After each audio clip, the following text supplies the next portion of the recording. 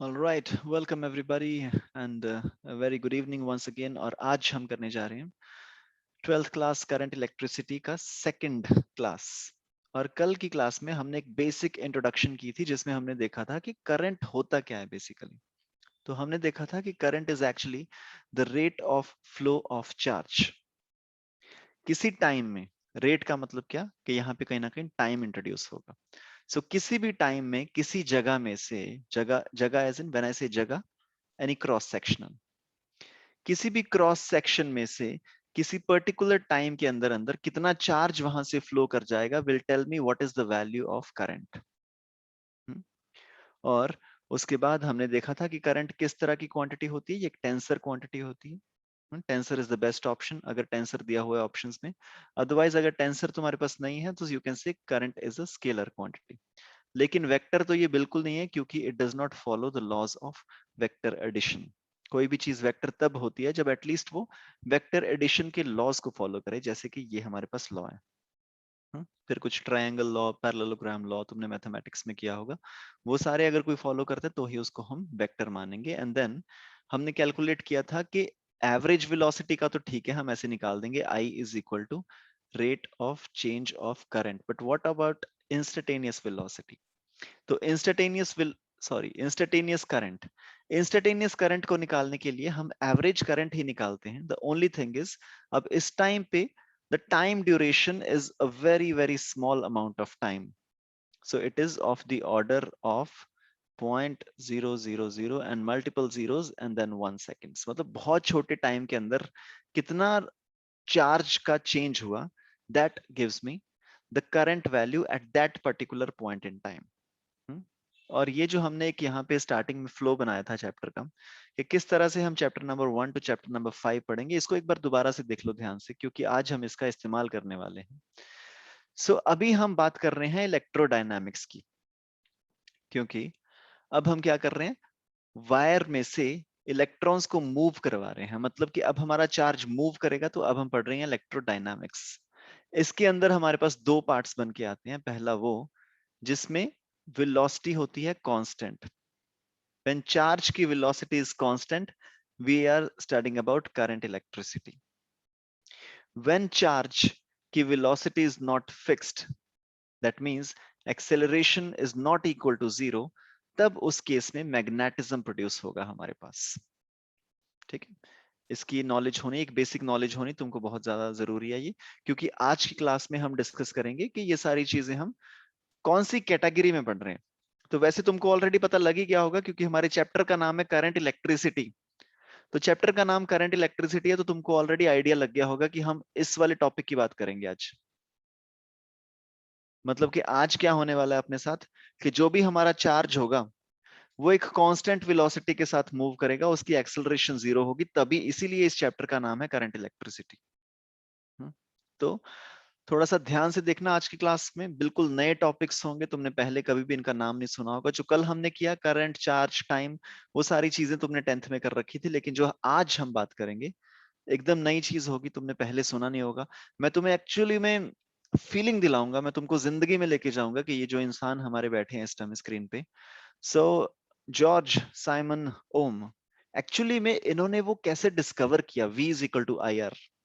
इनके दिमाग में क्या कैलकुलेशन चली, क्या थॉट प्रोसेस हुआ, किस तरह से वो उस फॉर्मूले पे डिराइव हुए, किस तरह से वो उस फॉर्मूले पे पहुंच गए V is equal to IR, उसको पूरा हम डिटेल में समझेंगे अगर हमें मौका मिला, अगर टाइम हुआ हमारे पास तो आज की क्लास में ही हम वहां तक पहुंच जाएंगे जो इनके दिमाग में हुआ था उस टाइम पे।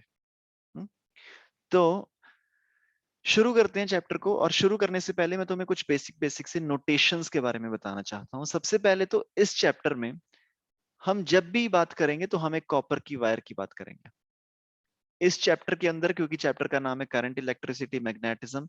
तो इस चैप्टर में हम प्लास्टिक की बात नहीं करेंगे, पेपर की बात नहीं करेंगे, सिलिकॉन की बात नहीं करेंगे, जर्मेनियम की बात नहीं करेंगे, ग्लास की बात नहीं करेंगे, माइका की बात नहीं करेंगे। ये सारी चीजें बाकी चैप्टर्स में। इस चैप्टर में सिर्फ एक चीज, कॉपर की तार। ठीक है, और कॉपर की तार के अंदर क्या होता है, एटम्स होते हैं। वैसे तो सबके अंदर एटम्स होते हैं, लेकिन कॉपर की तार के अंदर क्या खासियत है, उसके पास फ्री इलेक्ट्रॉन्स बहुत ज्यादा होते हैं। हम सारे वायरिंग जो हमारा इलेक्ट्रिकल सिस्टम होता है घरों में, हम हमेशा कॉपर की तार क्यों यूज करते हैं? क्योंकि हमको करंट चाहिए, हमको करंट चाहिए, करंट के लिए हमको चार्ज फ्लो करवाना पड़ेगा। चार्ज फ्लो करवाने के लिए सबसे बढ़िया चीज हमारे पास क्या है? इलेक्ट्रॉन्स। इलेक्ट्रॉन्स को फ्लो करवा दो। हम्म? और इलेक्ट्रॉन्स किसके पास भरे पड़े हैं? कॉपर की तार के पास। तो हम यहां पे यूज करेंगे एक कॉपर वायर। पूरे चैप्टर के अंदर जब भी मैंने इस तरह की कोई चीज बना दी, इसका मतलब वो कॉपर की तार है। Now I want you to imagine just this much part of the wire, और इसके अंदर थोड़ा सा तुम जूम इन करके देखो। सबसे पहली चीज तो बहुत सारे एटम्स होंगे उसमें भरे पड़े होंगे। क्योंकि एटम कितना होता है? इतना सा एटम होता है, ठीक है, बहुत छोटा एटम होता है। तो बहुत छोटी सी जगह में बहुत ज्यादा एटम्स आ जाते हैं हमारे पास।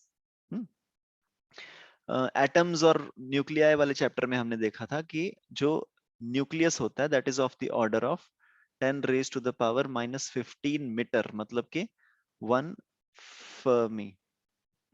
और जो एटम होता है, गोल्ड का जो एटम होता है specially, that radius of the atom is of the order of 10 raise to the power -10 metre, मतलब कि 1 एंगस्ट्रॉम।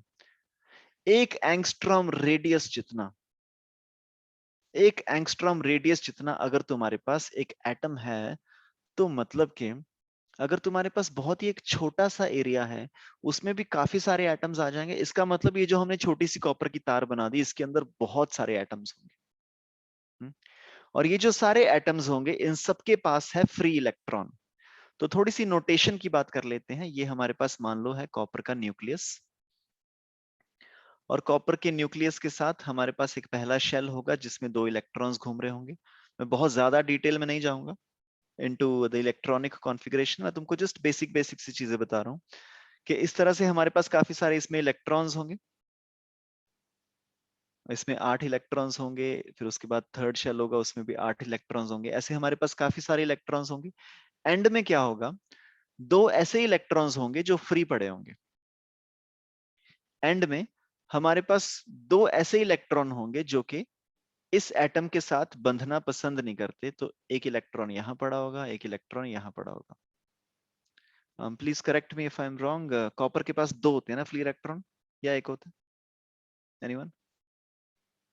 कॉपर सल्फेट वगैरह अगर तुम बना पाते हो तो वो इसीलिए बना पाते हो क्योंकि 2 होते होंगे इसके पास, है ना? All the chemistry people. So copper के पास we have 2 free electrons. Twinkle Riddhima, yes, thank you. So ये तो हो गए हमारे पास, इसके पास 2 फ्री इलेक्ट्रॉन। अगर फ्री इलेक्ट्रॉन को छोड़ दिया जाए तो ये जो बीच में हमारे पास सामान बच गया, इसको केमिस्ट्री में हम क्या बोलते हैं basically? Valence electrons. Valence electrons. Valence electrons तो ये हुए ना, ये जो पूरे सब, पूरा मैं पूरे उसकी बात कर रहा हूं, ठीक है? तुम्हारे पास पूरा एक एटम था, एटम में से तुमने फ्री इलेक्ट्रॉन को बाहर निकाल दिया, तो जो पूरा अंदर का सामान बच गया, मतलब कि ये न्यूक्लियस, पहला शेल, दूसरा शेल, तीसरा शेल, बस ये इलेक्ट्रॉन को छोड़ दो, क्योंकि अगर तुम इस इलेक्ट्रॉन को भी साथ में ले लोगे तो वो एटम बन गया। बस खाली ये 2 इलेक्ट्रॉन्स को छोड़ दो, तो ये जो अंदर की चीज तुम्हारे पास बच गई, इसको हम क्या बोलते हैं? Kernel, right? क्या मैं सही बोल रहा हूँ? ओके, तो अंदर वाली चीज को हम बोलते हैं कर्नल। आई एम सॉरी, मैं थोड़ा सा केमिस्ट्री में घुस रहा हूँ, मुझे वापस आ जाना चाहिए। तो कर्नल वर्ड एक्चुअली, अगर तुम इसका डिक्शनरी मीनिंग देखोगे कर्नल का, सो एक बार हम चेक कर लें क्या कर्नल का मतलब क्या होता है। So if you go to Google and type in kernel, तो कर्नल का मतलब होना चाहिए मेरे हिसाब से, इसका मतलब होना चाहिए कोर। किसी भी चीज के सबसे अंदर वाली चीज को हम बोलते हैं colonel. Okay, a softer, usually edible part of a nut or a seed within the hard shell. I'm sorry अगर तुम लोगों को भूख लगी है तो. The seed and hard husk. Uh-huh. Okay, the central or the most important part of something. किसी भी चीज की सेंट्रल और सबसे जरूरी चीज, उसको हम बोलते हैं कर्नल, ठीक है? तो और ये जो टर्म है कर्नल, लाइक मुझे इसके बारे में थोड़ा सा क्यों आइडिया है, क्योंकि ये टर्म बहुत ज्यादा एक्सटेंसिवली यूज हम इसको करते हैं कंप्यूटर साइंस में।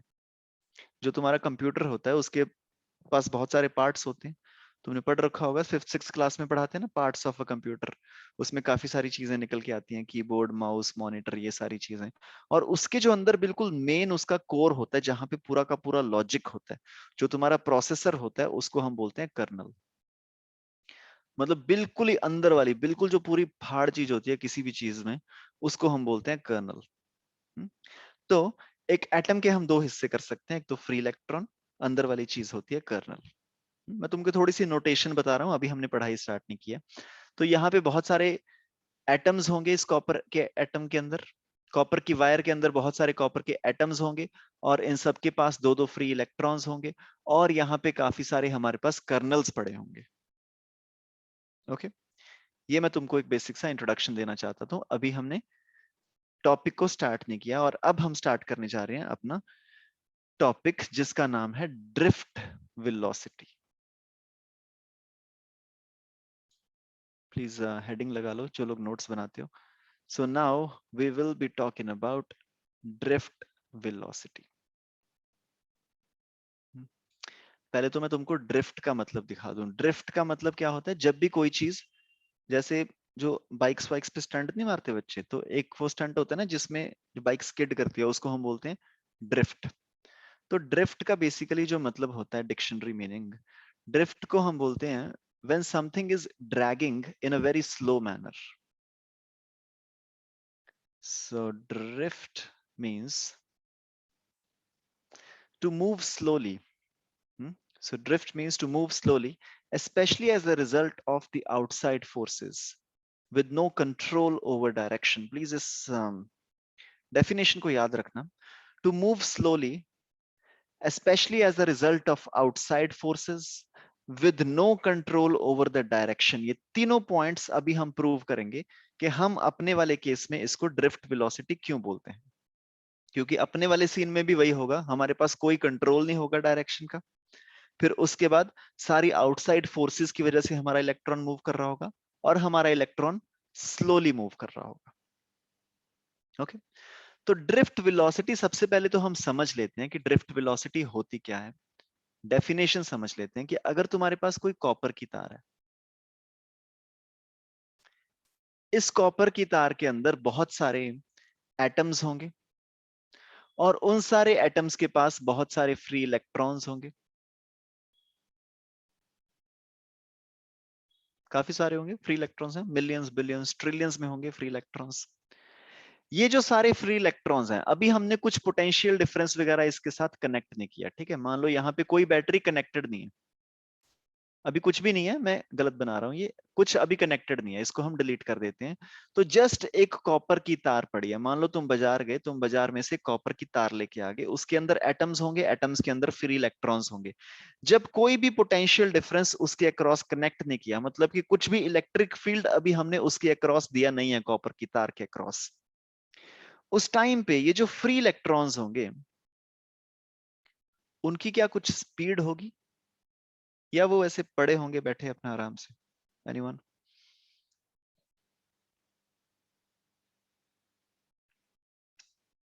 When no external voltage is connected to the wire, that means when external field is equal to 0, उस टाइम पे ये जो फ्री इलेक्ट्रॉन्स हैं, क्या वो मूव कर रहे होंगे, या वो किस तरह से, किस तरह से होते हैं एक एटम में के अंदर? ये बेसिकली तुम्हारा केमिस्ट्री का एक टॉपिक है। जस्ट अगर मैं तुमको एक एटम पकड़ा दूं, मेरे पास मान लो एक एटम है, तो मैं तुमको एक अगर एटम दे दूं, तो वो जो एटम बेसिकली है, उसके जो इलेक्ट्रॉन्स हैं वो बहुत तेज मूव कर रहे होते हैं। If I can just give you one atom, मान लो मैं तुमको हाइड्रोजन दे दूं, तो ये हाइड्रोजन का न्यूक्लियस, तो ये हाइड्रोजन का इलेक्ट्रॉन। तो अगर जस्ट एक एटम ही है एग्जिस्टेंस में, तो ये बहुत जोर से ऐसे वाइब्रेट कर रहा होता है ना, इस तरह से। तो ये atom at any point in time ऐसे रैंडम डायरेक्शंस में, किसी भी डायरेक्शन में, इसका जो इलेक्ट्रॉन है वो बहुत तेजी से वाइब्रेट कर रहा होगा किसी रैंडम डायरेक्शन में, और ये बहुत तेज वाइब्रेट करता है। इसके वाइब्रेट होने की जो स्पीड है, that is 10 raise to the power 5 metres पर सेकेंड। ठीक है, तो यहां पे अगर हम पहले इलेक्ट्रॉन की बात करेंगे, जो फ्री इलेक्ट्रॉन है, ये बहुत तेज स्पीड से किसी डायरेक्शन में वाइब्रेट कर रहा होगा, मतलब इसकी वेलोसिटी एक पर्टिकुलर डायरेक्शन में होगी, इसको हम बोल लेते हैं u1। फिर इसके जस्ट साथ वाला एक इलेक्ट्रॉन होगा, ये भी किसी डायरेक्शन में मूव कर रहा होगा, लेट्स से दिस u2। फिर इसके साथ वाला तीसरा इलेक्ट्रॉन ये भी किसी डायरेक्शन में मूव कर रहा होगा, लेट्स से u3। फिर इसके साथ एक और इलेक्ट्रॉन ये किसी डायरेक्शन में मूव कर रहा होगा, लेट्स से u4। उसके साथ वाला अगला इलेक्ट्रॉन मूव कर रहा होगा, लेट्स से u5। उसके साथ वाला अगला इलेक्ट्रॉन मूव कर रहा होगा, लेट्स से u6। ये तो मैंने 6 बनाए हैं, लेकिन इस तार के अंदर कितने इलेक्ट्रॉन्स हैं ऐसे? At least a few trillion atoms, और उन एटम्स के बाद at least a few trillion free electrons. और ये जो सारे के सारे फ्री इलेक्ट्रॉन्स हैं ये रैंडम अलग अलग डायरेक्शंस में अपना मूव कर रहे हैं, तो इसका मतलब इनकी जो नेट मूवमेंट होगी, इनकी जो नेट मूवमेंट की स्पीड होगी, that will be what? Let's say net velocity is equal to u1 plus u2 plus u3 all the way up till जितने भी इसमें फ्री इलेक्ट्रॉन्स हैं डिवाइडेड बाय n। और अगर हम वेलोसिटी की बात करें तो वेलोसिटी में हमें डायरेक्शन अकाउंट फॉर करनी पड़ती है, और ये जो सारे के सारे फ्री इलेक्ट्रॉन्स हैं ये अलग अलग डायरेक्शंस में मूव कर रहे हैं, इसका मतलब इनकी net velocity will be equal to 0। Is it okay? Please let me know. सही था? ओके। ये है खाली कॉपर की तार। लेकिन अब मैं तुमको ना एक स्पेशल चीज बताता हूं। ये तो बात होगी कि सारे इलेक्ट्रॉन्स की जो नेट वेलोसिटी है वो है 0। लेकिन अब जो मैं अगली चीज तुमको बोलने जा रहा हूं ये हो सकता है थोड़ी सी डाइजेस्ट करना तुम्हारे लिए थोड़ी सी मुश्किल हो, कि अगर मैं जस्ट किसी एक इलेक्ट्रॉन की बात करूं ना, इस एक इलेक्ट्रॉन की भी अपनी खुद की वेलोसिटी इज इक्वल टू 0। इस एक इलेक्ट्रॉन की over a certain period of time इसकी खुद की वेलोसिटी इज इक्वल टू 0। अब तुम लोग बोलोगे यार ये क्या है? अभी अभी तो बताया तुमने कि एक इलेक्ट्रॉन की जो वेलोसिटी होती है वो 10⁻⁵ मीटर पर सेकंड होती है। लेकिन ये जो फ्री इलेक्ट्रॉन है ये इस तरह से वाइब्रेट कर रहा होता है कि जस्ट एक मोमेंट पे इसकी वेलोसिटी इस डायरेक्शन में, फिर ये नीचे आ गया, फिर ये ऊपर चला गया, ऐसे चला गया, ऐसे चला गया, ऐसे चला गया, ऐसे चला गया। So it is moving in random directions. इसका मतलब इन सब का कॉम्बिनेशन तो तुम छोड़ दो, अगर तुम यहां पे एक इलेक्ट्रॉन भी उठा लोगे ना, इस एक इलेक्ट्रॉन की खुद की वेलोसिटी ही is equal to 0। Is it making sense everyone? Please. एक इलेक्ट्रॉन की अपनी खुद की वेलोसिटी भी होती है 0, क्योंकि वो एक इलेक्ट्रॉन एक टाइम पे एक डायरेक्शन में मूव करता है, फिर दूसरे टाइम पे अलग अलग डायरेक्शंस में वो मूव करता है। इसका मतलब चाहे तुम एक इलेक्ट्रॉन लो चाहे तुम बहुत सारे फ्री इलेक्ट्रॉन्स लो, net velocity is coming out to be 0। तो ये वाला तो केस हो गया जब हमने अभी बाहर से कोई इलेक्ट्रिक फील्ड वगैरह कुछ लगाया नहीं था, बाहर से हमने कोई बैटरी वैटरी कुछ कनेक्ट नहीं किया था। तो जब बाहर से कोई बैटरी वगैरह कनेक्ट नहीं की तो जो एवरेज वेलोसिटी आती है फ्री इलेक्ट्रॉन्स की, that average velocity is equal to 0। लेकिन अब हम करेंगे जो जॉर्ज साइमन ओम ने किया। ये जो भाई साहब नीचे हैं इतने गुस्से में देख रहे हैं पता नहीं किसको, इन्होंने क्या किया, यहां पे लगा दी बैटरी, यहाँ पे लगा दिया पॉजिटिव टर्मिनल, यहाँ पे लगा दिया नेगेटिव टर्मिनल। अगले आधे घंटे के अंदर अंदर मैं तुम्हें इनके दिमाग के अंदर ले जाऊंगा कि एक्चुअली में इन्होंने V is equal to IR कैसे डिस्कवर किया।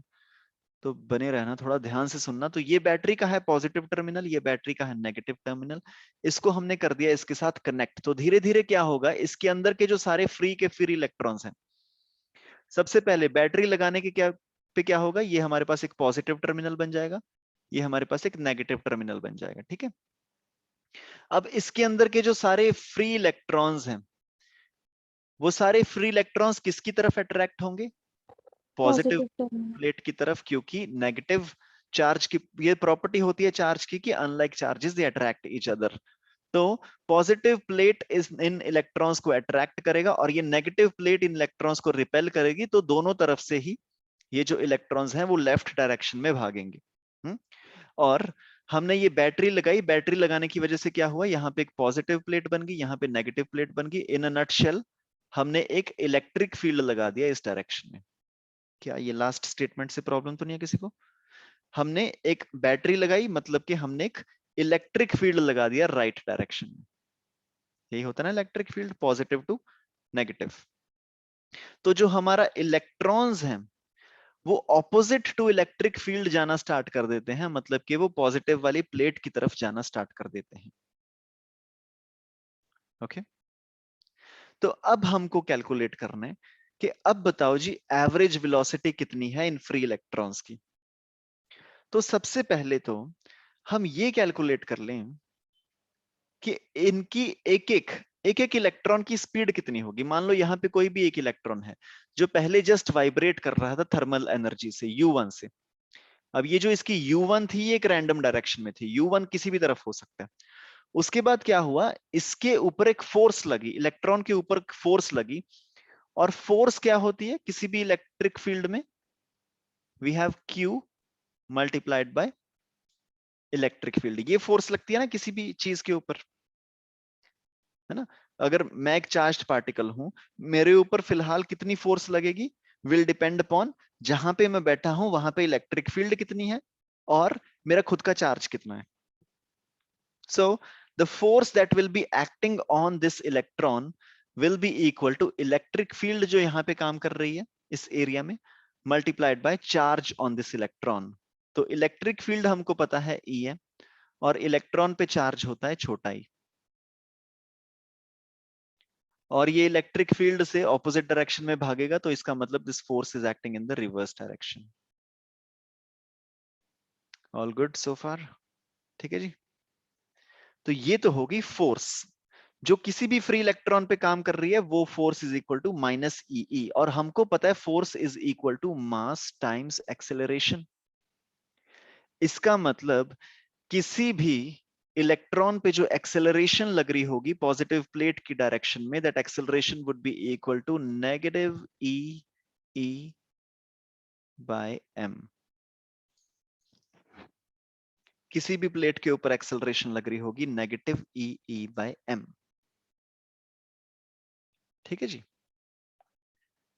अब अगर तुमको वेलोसिटी निकालनी है किसी फ्री इलेक्ट्रॉन की after a certain time t1, तो तुम बोलोगे कि velocity is equal to initial velocity of this free electron plus at। और प्लस हम इसको प्लस ही लिख लेते हैं फिलहाल, डायरेक्शन का तुमको ऑलरेडी आइडिया लग गया, direction is in the left direction, so this is plus e by m into t. तो किसी भी टाइम के बाद velocity of a free electron can be calculated by this formula. Correct? Please let me know. तो ध्यान से अगर तुम देखो, ये जो हमारे पास चार्ज्ड पार्टिकल है ये एक कांस्टेंट एक्सेलरेशन के अंडर मूव कर रहा है, और कांस्टेंट एक्सेलरेशन के अंडर जब कोई चीज मूव करती है तब क्या होता है, स्पीड उसकी बढ़ती रहती है। काइनेमेटिक्स में हमने किया था ना, एक बहुत ही हाई बिल्डिंग है, वहां से तुमने एक बॉल को ड्रॉप कर दिया, तो पहले सेकंड के बाद बॉल की स्पीड होती है 10, 20, 30, 40, 50, और वो बढ़ती जाती है, स्पीड बढ़ती जाती है। कांस्टेंट एक्सेलरेशन जब होती है तो उसके बाद पार्टिकल की स्पीड बढ़ती रहती है। इसका मतलब ये हुआ इस चैप्टर का नाम होना चाहिए magnetism.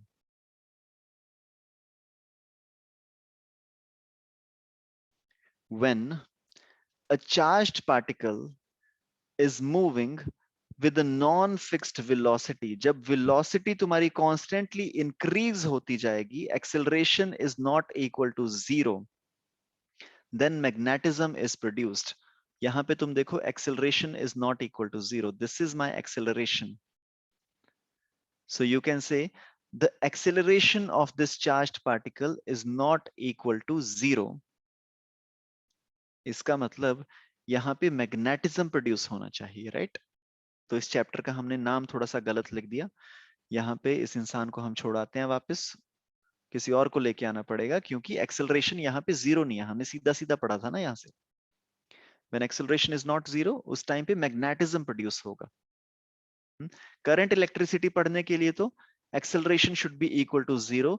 This charge should be moving with a constant velocity, मतलब कि यहाँ पे ए की वैल्यू 0 होनी चाहिए, वो यू वेलोसिटी से ही आगे बढ़ता रहना चाहिए फ्री इलेक्ट्रॉन। लेकिन यहाँ पे कैच पता है क्या है? जो तुम्हारे पास कॉपर की तार होती है ना, अब मैं तुम्हें प्रैक्टिकल वर्ड में बता रहा हूँ एक्चुअली में होता क्या है। मान लो तुमने यहाँ पे एक बैटरी कनेक्ट तो कर दी, आइडियल सिचुएशन में बैटरी कनेक्ट होने की वजह से ये पॉजिटिव हो जाएगा या नेगेटिव हो जाएगा, ये वाली प्लेट पॉजिटिव हो जाएगी और ये वाली प्लेट नेगेटिव हो जाएगी, और इलेक्ट्रॉन्स इस डायरेक्शन में फ्लो करेंगे with an acceleration of -e/m। Ideal situation में यही होना चाहिए था कि तुम यहाँ पे इक्वेशन लगाओगे v is equal to u plus AT और उससे तुम v को निकाल लो। लेकिन असली में पता है क्या होता है? कॉपर होता है थोड़ा सा बड़ा, और कॉपर के होते हैं दो हिस्से, एक होता है कॉपर का फ्री इलेक्ट्रॉन, दूसरा होता है कॉपर का कर्नल। तो जो कॉपर के सारे फ्री इलेक्ट्रॉन्स हैं वो यहाँ पे फ्री इलेक्ट्रॉन्स तो हैं ही, ये तो हम हर बार बना देते हैं, हर केस में हम कॉपर की फ्री इलेक्ट्रॉन बनाते हैं। लेकिन जो चीज हम नहीं बनाते वो है कॉपर के कर्नल्स, और ये कॉपर के हैं कर्नल्स। ये इस कॉपर की तार में कितने कर्नल्स हैं ऐसे? जितने फ्री इलेक्ट्रॉन्स हैं, जितने फ्री इलेक्ट्रॉन्स हैं उसका हाफ नंबर ऑफ कर्नल्स हमारे पास हैं। मतलब कि ये जो पूरी की पूरी कॉपर की तार है जिसमें हम बड़े आराम से बना देते हैं हर बार कि ये रे फ्री इलेक्ट्रॉन्स, इसमें बहुत सारे कर्नल्स भी तो भरे पड़े हैं ना भाई। मतलब जगह जगह पे कर्नल है, जगह जगह पे कर्नल। अब तुम सोच के देखो, किसी एटम में से एक फ्री इलेक्ट्रॉन बाहर निकल गया, मान लो ये फ्री इलेक्ट्रॉन बाहर निकल गया, मजे आ गए इसको, ठीक है, इसको ये अब सोचेगा कि ठीक है मैं इलेक्ट्रिसिटी कंडक्ट करूंगा, और ऊपर से इसको इलेक्ट्रिक फील्ड भी मिल गया, मतलब कि इसको एक बैटरी भी मिल गई जो कि इसको खींचेगी, इस जंगल में से इसको बाहर निकालेगी। तो ये इलेक्ट्रॉन पूरा खुश हो गया क्योंकि इस पे फोर्स लग रही है -e/m, इसको लगा कि अब तो मैं बहुत तेज हो जाऊंगा, मेरे पे ये फॉर्मूला लगेगा v is equal to AT। Initial मेरी वेलोसिटी चलो कोई भी डायरेक्शन में है, मैं रैंडमली मूव कर रहा हूं, लेकिन थोड़ी देर में क्या होगा, मेरे पे कांस्टेंट एक्सेलरेशन लग रही है लेफ्ट डायरेक्शन में, थोड़ी देर के बाद मेरी वेलोसिटी बहुत ज्यादा होने वाली है, तो पूरी मोटिवेशन के साथ ये बंदा भागना स्टार्ट किया होगा, और धुम, यहीं पे थोड़ा सा इसने ट्रेवल किया और धाड़ कर्नल आ गया। इसने सोचा कि चलो कोई बात नहीं, हाँ, कोई लिमिटेशंस आ जाती हैं, ठीक है, बीच में कोई ऑब्स्टेकल आ गया, हम दोबारा से शुरू करते हैं अपनी जर्नी, एकदम वेलोसिटी उसकी 0 होगी। उसने सोचा हम दोबारा से अपनी जर्नी स्टार्ट करते हैं, और फिर उसी तरह से उसकी एक्सेलरेशन -e/m थी, और इसने दोबारा यहां से स्टार्ट किया, और ढंग कर्नल्स से भरी पड़ी है कॉपर की तार। इलेक्ट्रॉन सोच रहा है कि हाँ जी मेरे पास एक एक्सेलरेशन है, मैं जाऊंगा इधर उधर, लेकिन यहाँ पे कर्नल आ गया, यहाँ पे कर्नल आ गया, यहाँ पे कर्नल आ गया, यहाँ कर्नल आ गया, यहाँ कर्नल आ गया, इतने ज्यादा वहां पे कर्नल्स भरे पड़े हैं कि ऐसा भी नहीं है कि ये सीधा सीधा निकल जाएगा, कि यहाँ कर्नल आ गया, यहाँ कर्नल आ गया और आगे आगे जाता रहे। मोस्ट ऑफ द टाइम्स तो क्या होता है, ये पूरा आगे भी नहीं जा पाता, यहां से चला, एक कर्नल में स्ट्राइक किया, कई बार क्या होता है कर्नल से इस तरह से स्ट्राइक करता है कि वो पीछे ही आ जाता है, हम्म? तो पीछे ही आ गया, और बड़ी मुश्किल से वो यहां से निकल के इधर जाता है वो। और ऊपर से कर्नल्स क्या है, पॉजिटिवली चार्ज्ड हैं, ये कर्नल का न्यूक्लियस है, उसके बाद कर्नल के पास कुछ इलेक्ट्रॉन्स हैं, ओवरऑल जो तुम्हारा कर्नल है वो पॉजिटिवली चार्ज्ड है, और ओवरऑल जो कोई इलेक्ट्रॉन होता है वो नेगेटिवली चार्ज्ड है। और कर्नल्स पूरी की पूरी कोशिश करते हैं कि भाई एक आधा इलेक्ट्रॉन खींच लो, हम तो स्टेबल हैं, हम। और ऊपर से यहां से हमने बैटरी लगा रखी है, बैटरी पूरी कोशिश कर रही है कि सारे इलेक्ट्रॉन्स मेरे पास आने चाहिए। कर्नल कोशिश कर रहा है कि अगर एक आधा इलेक्ट्रॉन मिल जाए मैं अपना स्टेबल हो जाऊं, बढ़िया सेटल हो जाऊंगा जिंदगी में।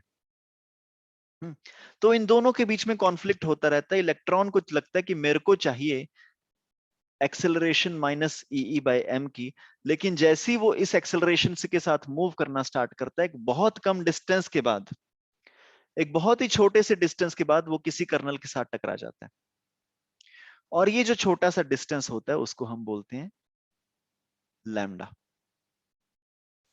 लैम्डा को तुम टेक्निकल शब्दों में फ्री पाथ भी बोल सकते हो, फ्री पाथ। फ्री पाथ का मतलब क्या होता है, this is the distance between two collisions. जब इलेक्ट्रॉन ने यहां से चलना स्टार्ट किया तो यहां से चलते टाइम जब वो दूसरा कर्नल उसको मिलेगा, इन दोनों के बीच में जो डिस्टेंस है उसको हम बोलते हैं free path.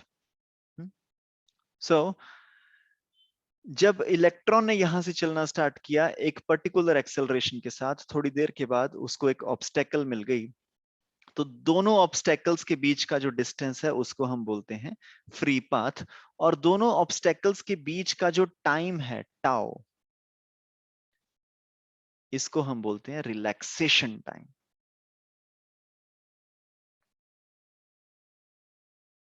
So relaxation time is the time between two collisions. और ये दोनों नाम हमने बहुत ही वैलिड रखे हैं, बहुत सही नाम रखे हैं हमने, क्योंकि देखो मान लो, अब मैं थोड़ा स्पेस आउट करके बना रहा हूं. मान लो ये एक कर्नल है, ये एक दूसरा कर्नल है, यहां से एक और कर्नल है, यहां से एक इलेक्ट्रॉन चला और वो इलेक्ट्रॉन चल के यहाँ इस पे लग गया, उसकी वेलोसिटी 0 हो गई. फिर यहां से चल के इस पे लग गया, फिर वेलोसिटी 0 होगी. तो ये जो बीच का डिस्टेंस है, ये डिस्टेंस में तो कोई भी ऑब्स्टेकल नहीं है, तो इसको हम बोल रहे हैं फ्री पाथ. है ना, कुछ सड़कों पे होता है ना, जब तुम हाईवे पे जाते हो, फ्री लेफ्ट टर्न के मतलब लेफ्ट टर्न जाने पे कोई रिस्ट्रिक्शन नहीं है, लाइटें वाइटें हो रखी हैं तुम्हारी, सब कुछ लगा हुआ है, लेकिन लेफ्ट टर्न तुम ले सकते हो. मतलब कि लेफ्ट टर्न जाने में कोई बाउंडेशन नहीं है, यहाँ पे भी बीच में कोई ऑब्स्टेकल नहीं आ रहा है, इसलिए हम इसको बोल रहे हैं फ्री पाथ. ये पाथ फ्री है, ठीक है, तुम इतना ट्रेवल कर लो, लेकिन लैम्डा के बाद एक ऑब्स्टेकल तुमको मिलेगी, एक कर्नल तुमको मिलेगा. Similarly tau is called relaxation time. Relaxation time का मतलब क्या है कि भाई ये वाला टाइम तुम रिलैक्स कर लो, तुम यहां से चलो और यहां तक, ये जो तुम्हारा टाउ है, इस टाइम के बीच बीच में तुम्हारे पास कोई भी ऑब्स्टेकल नहीं आएगा, लेकिन इसके बाद ऑब्स्टेकल्स आने स्टार्ट हो जाएंगे, तो मतलब ये है तुम्हारा रिलैक्सेशन टाइम. ठीक है, तो एक्चुअली में होता क्या है, मैं तुम्हें वापस उसी स्लाइड पे लेके आ रहा हूं. अब इस चैप्टर का नाम करंट इलेक्ट्रिसिटी क्यों है, क्योंकि जब यहां से इलेक्ट्रॉन एक एक्सेलरेशन के साथ मूव करने की कोशिश करता है, मतलब कि इलेक्ट्रॉन को लगता है मेरा एक्सेलरेटेड मोशन आएगा, लेकिन बीच में आ गए ऑब्स्टेकल्स, तो वो इन सब से लड़ता मरता जब फाइनली निकलता है, तो उसकी वेलोसिटी एक कांस्टेंट वेलोसिटी बन जाती है, जिसको हम बोलते हैं ड्रिफ्ट वेलोसिटी.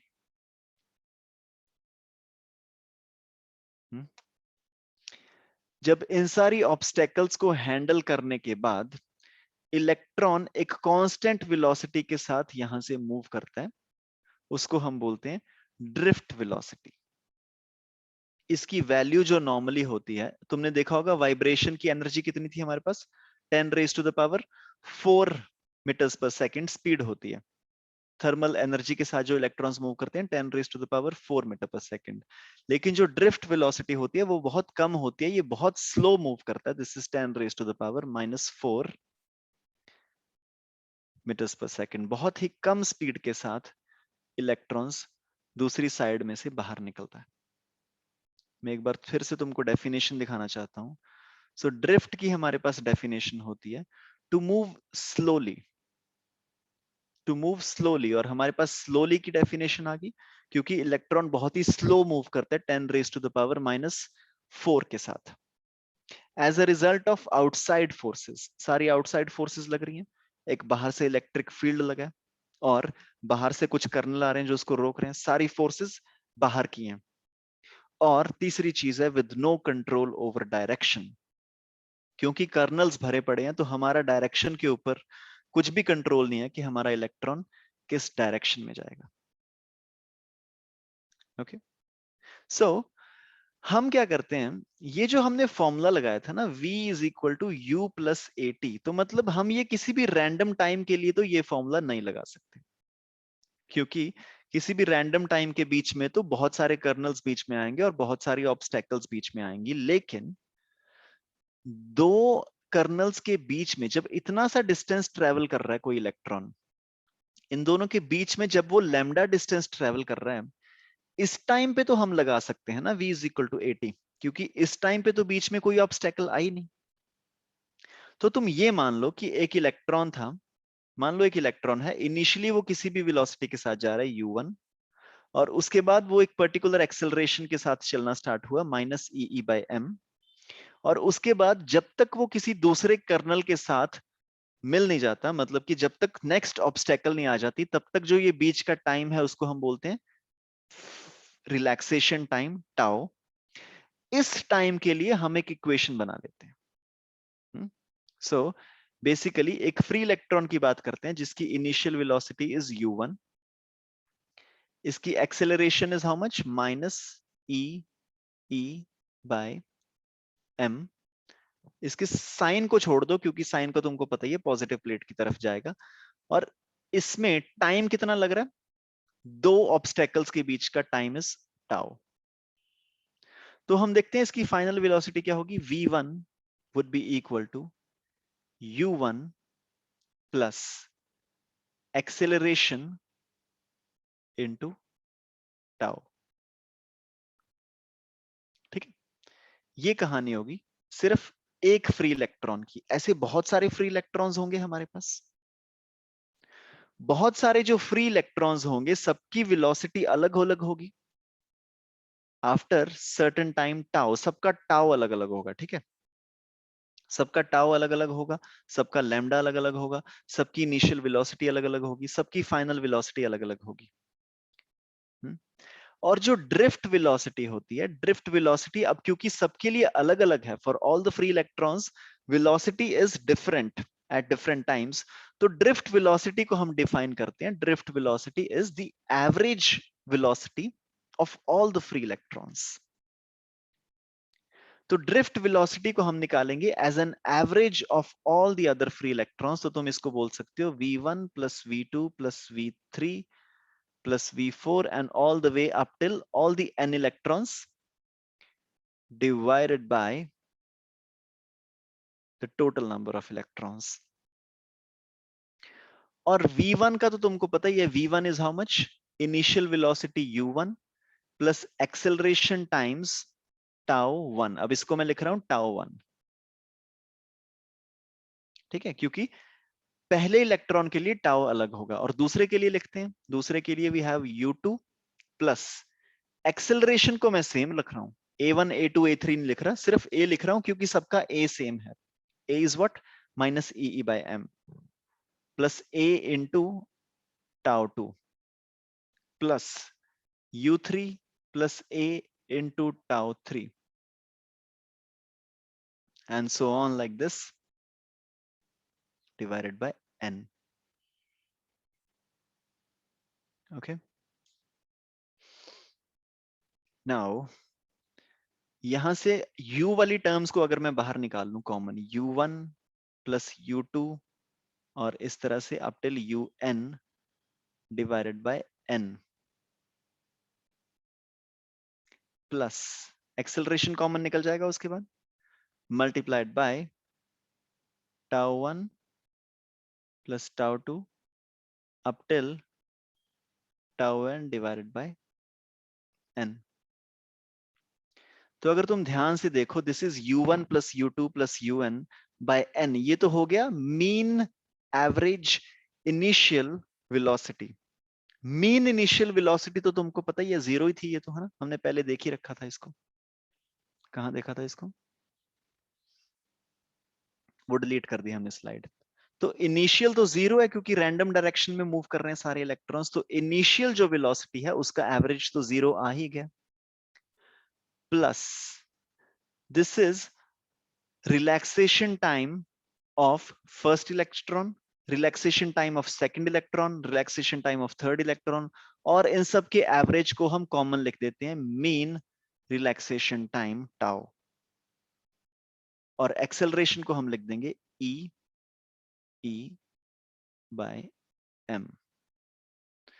सो जो तुम्हारे पास ड्रिफ्ट वेलोसिटी आ गई इलेक्ट्रॉन्स की, this drift velocity is equal to e tau by m।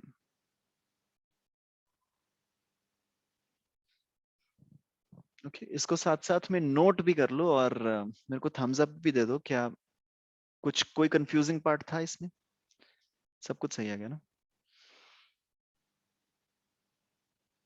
अगर तुमको इसके साथ अगर ये अच्छा नहीं लग रहा तो नेगेटिव साइन भी लगा सकते हो, लेकिन मैं रिकमेंड करूंगा कि साइन वाइन का जो चक्कर होता है वो तुम अलग से देख लिया करो, इसके बीच में साइन मत घुसाओ, लेकिन अगर लगाना है तो तुम इसको लगा सकते हो। Drift velocity is negative e e tau by M.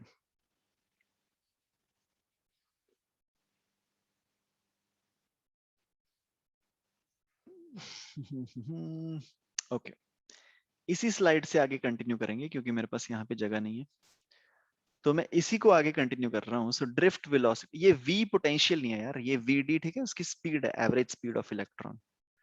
सो हम इसको लिख सकते हैं vd is equal to negative e e tau by m. यार मेरे को ना ये टाउ नहीं बनाना आता, ये टाउ कैसे बनता है पता है किसी को? तो मैं क्या करता हूँ, मैं टी लिख देता हूँ। नॉर्मली मैं टी लिखता हूँ ऐसे, तो ये मैं ऐसे वाला टी लिख देता हूँ और इसके बाद मैं ये लगा देता हूँ, ये गलत है। तो तुम बुक में देख लेना टाउ कैसे होता है, ठीक है। मैंने 2-3 बुक्स में देखा अलग अलग था सब में, तो मुझे लगा शायद टाउ ऐसा होता है कि कुछ भी लिख सकते हो, तो मैंने अपना खुद का बना दिया। तो मैं ये डाल दिया करूंगा, ठीक है, आज के बाद ऐसे। पर ये सही नहीं है, तुम अपना बना लेना टाउ, तुमको जैसे बनाना है। So drift velocity is negative e e tau by m. अब यार एक काम करते हैं, ये सारी सारी कहानी स्टार्ट ही क्यों हुई, ड्रिफ्ट वेलोसिटी इलेक्ट्रॉन में आई क्यों? क्योंकि हमने कुछ पोटेंशियल डिफरेंस लगाया था, बैटरी लगाई थी ना, है ना। अब वो बैटरी की वजह से एक इलेक्ट्रिक फील्ड प्रोड्यूस हुआ, तो हमने रिलेशनशिप निकाल दिया इलेक्ट्रिक फील्ड का और ड्रिफ्ट वेलोसिटी का। और अब यहाँ पे बैटरी सोच रही होगी कि भाई मेरे को तो निकाल ही दिया इन्होंने यहाँ से, मेन तो सारा काम तो बैटरी ने स्टार्ट किया था, बैटरी की वजह से एनर्जी आई थी, बैटरी की वजह से इलेक्ट्रॉन्स ने मूव करना स्टार्ट किया था, और तुमने फॉर्मूला निकाल दिया ई की टर्म्स में, इलेक्ट्रिक फील्ड की टर्म्स में। तो एक काम करते हैं, बैटरी को थोड़ा सा खुश करने के लिए हम रिलेशनशिप निकालते हैं between potential, that is battery की strength V and velocity Vd। Confuse मत होना यार, Vd is the average velocity of electrons and V is the EMF of the battery. तो हम इस E को हटा के V रखना चाहते हैं। तो तुमको ये तो पता ही है ऑलरेडी कि ये जो EMF होता है, when we have a constant electric field, this EMF is equal to E times distance, है ना। So potential is E times distance, और अगर तुमको ये नहीं पता तो इसका मतलब तुमने पिछली क्लासेस रिवाइज नहीं की। ये हमने किया था सबसे पहले वाले चैप्टर में, इलेक्ट्रिक चार्जेस एंड फील्ड्स वाले चैप्टर में। तो इस केस में हमारे पास आ गया potential difference is equal to E times D, और D देख लें कितना है। ये मान लो हमारे पास कॉपर की तार है, कॉपर की तार में मान लो ये लेंथ उसकी, तो जो भी इलेक्ट्रॉन्स आएंगे, ये जो ई फील्ड है ये कितने कितने लेंथ के लिए ई है, यहां पूरे एरिया में we have electric field which is equal to E. तो बेसिकली इसके अक्रॉस जो पोटेंशियल डिफरेंस होगा this would be E times L. तो तुम यहां से बोल सकते हो E is equal to V by L. Electric field is equal to V by L, और हम इस वी बाय एल को यहां पे पुट कर देते हैं। So we can say drift velocity can be equal to V by L M E tau। तो ड्रिफ्ट वेलोसिटी को अगर तुमको इसकी टर्म्स में लिखना है, so you can say drift velocity is equal to potential into charge on one electron into tau divided by L M।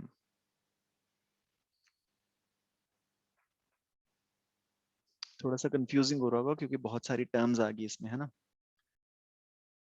लेकिन revise कर लेना इसको, 2-3 बार रिवाइज कर लेना। एक तीसरी चीज भी लिख लेते हैं हम। तो हमने क्या क्या लिख लिया अभी फिलहाल, यहाँ पे एक फॉर्मूला लिखा हमने, रिलेशनशिप लिखा किसके बीच में, E और VD के बीच में, इलेक्ट्रिक फील्ड और VD के बीच में। उसके बाद हमने यहाँ पे क्या लिखा, रिलेशनशिप लिखा EMF और VD के बीच में। एक तीसरी अलग से हम नया पेज खोलते हैं और हम रिलेशनशिप लिख लेते हैं किसके इसके बीच में, करंट और वीडी के बीच में। और यही है सबसे इंपॉर्टेंट, ये तुमको पूछा जाएगा सबसे ज्यादा। इसकी हो सकता है तुमको डेरिवेशन भी कभी किसी एग्जामिनेशन में पूछ ली जाए, बोर्ड के एग्जाम्स में। Relationship between current and drift velocity. तो इसके लिए हम सबसे पहले क्या करते हैं, एक डायग्राम बनाते हैं। सो लेट्स से ये जो कॉपर की तार है इसकी लेंथ है L और यहाँ पे इसका एरिया इज A, और हमने इसको कनेक्ट कर दिया एक बैटरी के साथ जिसका है एक पॉजिटिव टर्मिनल और जिसका है एक नेगेटिव टर्मिनल।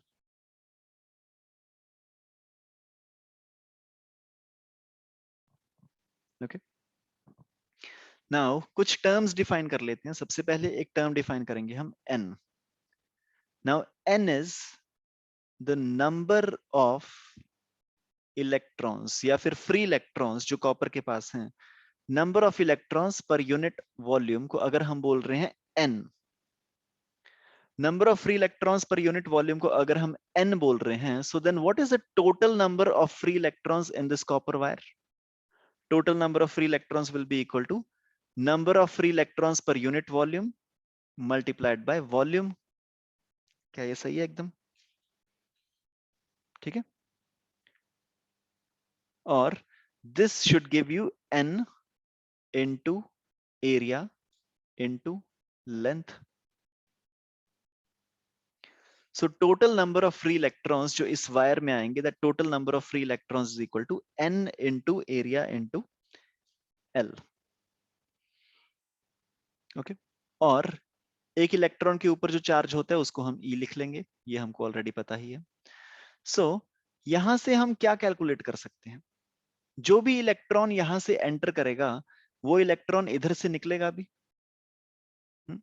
और जो हमारे पास करंट होता है, अब तुम सारी इक्वेशंस साथ में लगा दो। हमारे पास जो करंट होता है, current is equal to charge upon time, right? Current is equal to charge upon time. और टाइम के लिए हम क्या करते हैं, टाइम को हम यहां से निकाल लेते हैं। टाइम इज इक्वल टू, अब ये सिंपल काइनेमेटिक्स 9th क्लास का, time is equal to distance upon speed. तो यहाँ पे डिस्टेंस हमारे पास कितना है जो हमको कवर करना है इलेक्ट्रॉन को, L, और स्पीड कितनी है एवरेज, Vd। तो तुम बोल सकते हो time is equal to L by Vd। Please give me a thumbs up. Time is equal to L by Vd। और हमको रिलेशनशिप निकालना है करंट और चार्ज के बीच में, करंट और Vd के बीच में। तो हमको पता है current is equal to Q by T। और Q के बारे में भी थोड़ा लिख लेते हैं। What is the total charge? Total number of electrons कितने हैं, NaL, ये टोटल नंबर ऑफ इलेक्ट्रॉन्स। तो जो टोटल चार्ज होगा इस तार के अंदर, that will be equal to total number of electrons multiplied by charge on one electron, which is equal to NaLe.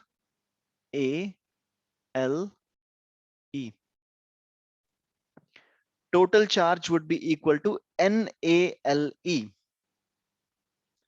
अब हमारे पास सब कुछ आ गया, तुम इसको लिख सकते हो, charge is equal to NaLe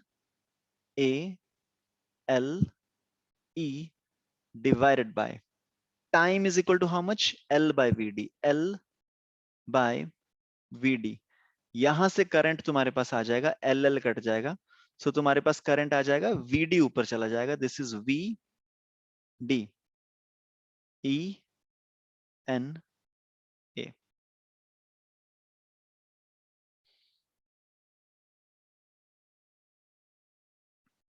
current is equal to drift velocity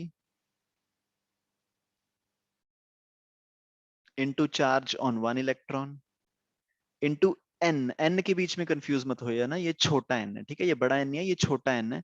this is the number of electrons per unit volume and a बड़ा है, ठीक है, this is capital A, this is the area of the wire. मतलब कि जो current है वो area पे डिपेंड करता है लेकिन लेंथ पे डिपेंड नहीं करता। ओके, ये फॉर्मूला है, इसकी डेरिवेशन भी तुमको पूछी जा सकती है, और इसी में से क्वेश्चंस जो हैं वो काफी सारे क्वेश्चंस हमें कंपटीशन में भी पूछे जाते हैं। तो please take a few minutes, सब कुछ नोट कर लो। अगर पिछला कुछ मिस हो गया, कुछ सेंटेंस तुम्हारा लिखना रह गया, या फिर इसके बारे में तुम्हें और डिटेल में लिखना है, तो अभी तुम अपने नोट्स कंप्लीट कर लो, ठीक है? मैं यहीं पे बैठा हूँ, इसके बाद हम एक क्वेश्चन करेंगे, तो तुम नोट्स कंप्लीट कर लो एज ऑफ नाउ। पूरी कहानी लिख लेना कि मीन फ्री पाथ क्या होता है, रिलैक्सेशन टाइम क्या होता है, और यहाँ पे ड्रिफ्ट वेलोसिटी लिख लेना। यहाँ पे you can write these statements that in the beginning all the free electrons are moving in random directions, जिसकी वजह से उसका जो नेट वेलोसिटी है that comes out to be 0। फिर सिंगल इलेक्ट्रॉन के बारे में भी लिख लेना कि सिंगल इलेक्ट्रॉन ही अलग अलग डायरेक्शंस में मूव करता है, जिसकी वजह से net velocity is equal to 0। Okay, तो जब तक तुम नोट्स बना रहे हो, मैं तुम्हारे लिए एक बढ़िया सा क्वेश्चन ढूंढता हूँ इसका।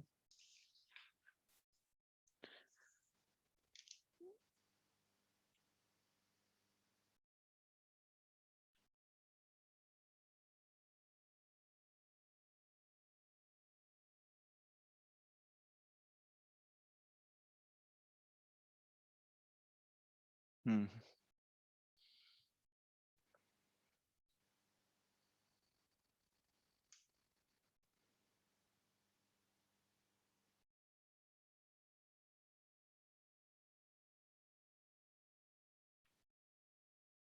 ठीक है जी। ओके, तो मैं ये वीडियो तुम इसके नोट्स कंप्लीट कर लेना आफ्टर द क्लास। एंड अब हम एक क्वेश्चन करेंगे, ये क्वेश्चन तुमको नोट करना पड़ेगा। So the question is, please note this down. The question says the electron density of a conduction, the electron density of electrons in a copper wire. The electron density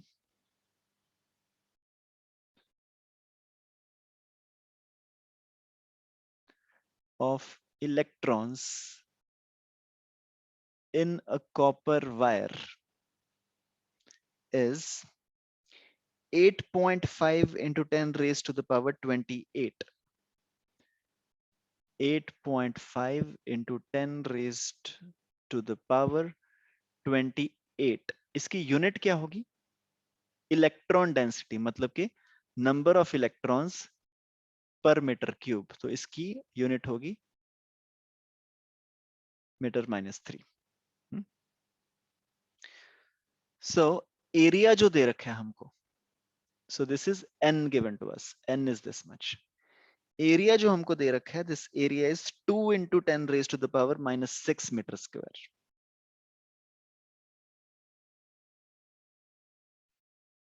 और जो copper की तार की length है वो हमको दे रखी है 3 मीटर। और इसमें से जो करंट फ्लो कर रहा है I, that is given to us as 3 ampere. हमसे दो क्वेश्चन पूछे हैं। First question is find drift velocity. दूसरा क्वेश्चन है find time taken by an electron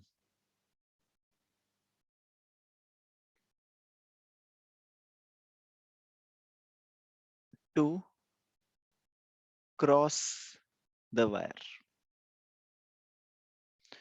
दो इलेक्ट्रॉन्स हैं। सबसे पहला फाइंड द ड्रिफ्ट वेलोसिटी, दूसरा क्वेश्चन है find the time taken by an electron to cross the wire.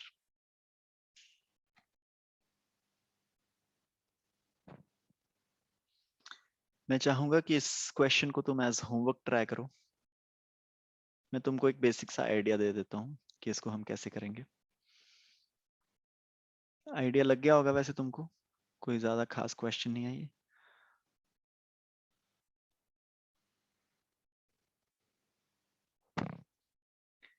सो हमारे पास जो फॉर्मूला होता है वो होता है करंट इज इक्वल टू, इसको याद रख लो, ठीक है? किसी ना किसी तरीके से इसको याद रख लो। This is V D E N ए।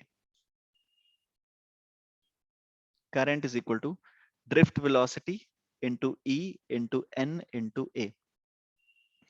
हमको करंट दे रखा है 3 एम्पियर। ड्रिफ्ट वेलोसिटी हमको निकालनी है, multiplied by E is equal to 1.6 into 10 raised to the power minus 19 multiplied by number of electrons per unit volume is also given to us. This is 8.5 into 10 raised to the power 28 multiplied by area, which is also given to us. Area is equal to 2 into 10 raised to the power minus 6. तो एक चीज जो मेरे को सीधी सीधी दिख रही है, 19 and 6 is equal to 25. ये सारी चीजें तो कट गई. 8.5 into 2 is equal to 17. So 17 into 1.6. 17 into 1.6. So what should be 17 into 1.6? Anyone? So finally जो तुम्हारा VD आ जाएगा, this VD would be equal to 3 divided by 17 into 1.6.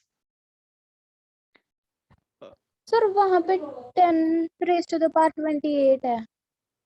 Oh, sorry. So this is 10 raised to the power 28.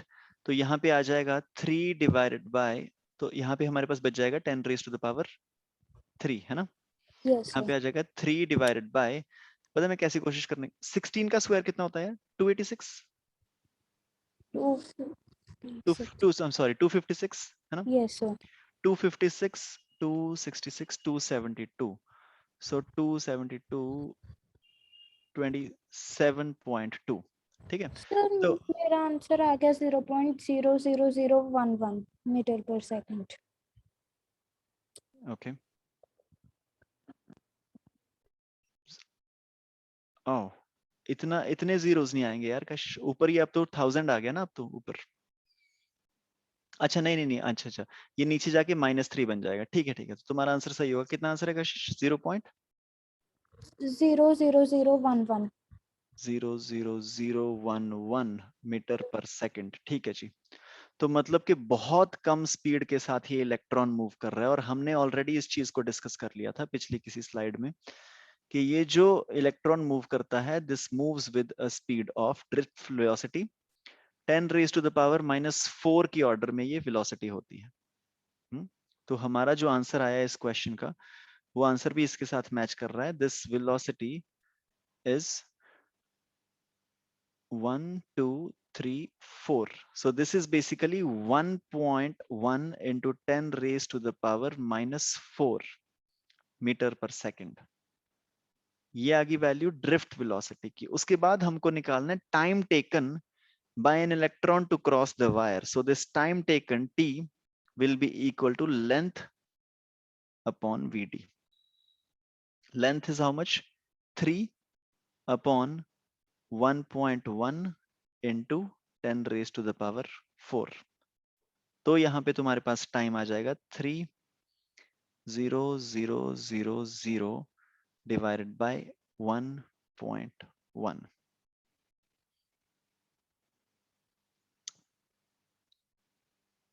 Okay. सो ये जो तुम्हारे पास पूरा का पूरा time आएगा, ये टाइम तुम्हारा आएगा सेकंड्स में. This time will be in seconds.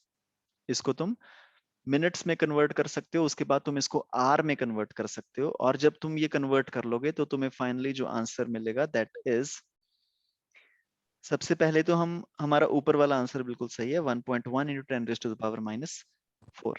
Absolutely correct.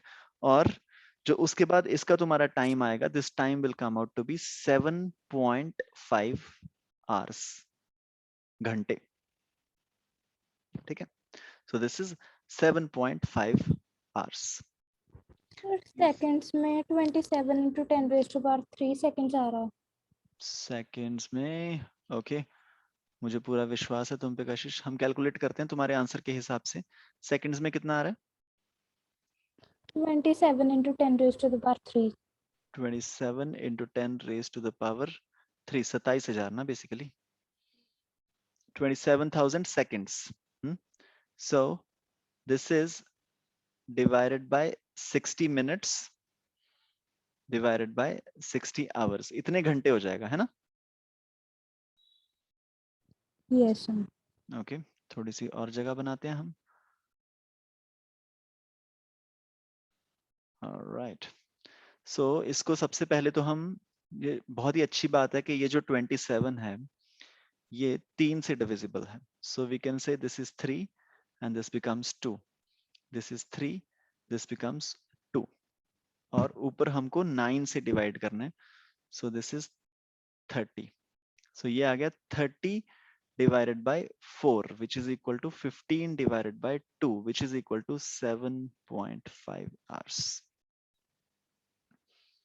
So 7.5 hours is the time taken by an average free electron to cross this entire wire.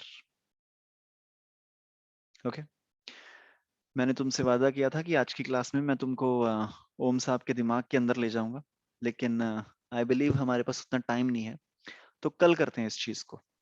ठीक है, आज एक बेसिक सा हमने स्पेड वर्क कर लिया, तो क्या क्या होता है इसके अंदर, ड्रिफ्ट वेलोसिटी क्या होता है, करंट क्या होता है, ये सारी चीजें कैसे निकालनी है, कल हम करेंगे ओम्स लॉ।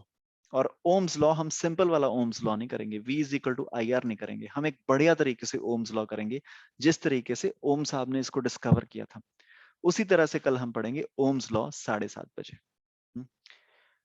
आज की क्लास को अपने नोट्स में से रिवाइज कर लेना अच्छे से, अगर नहीं की तो हो सकता है कुछ क्लासेस के बाद तुम्हें ऐसा महसूस हो कि यार पीछे छूट रहे हैं। यही जो टॉपिक्स हैं, यही जो चीजें हैं, इनको हम अगले टॉपिक्स में यूज करेंगे, so revision is very important for the next few days at least. So that was all in today's class. कल मिलते हैं जी 7:30 बजे। Thank you.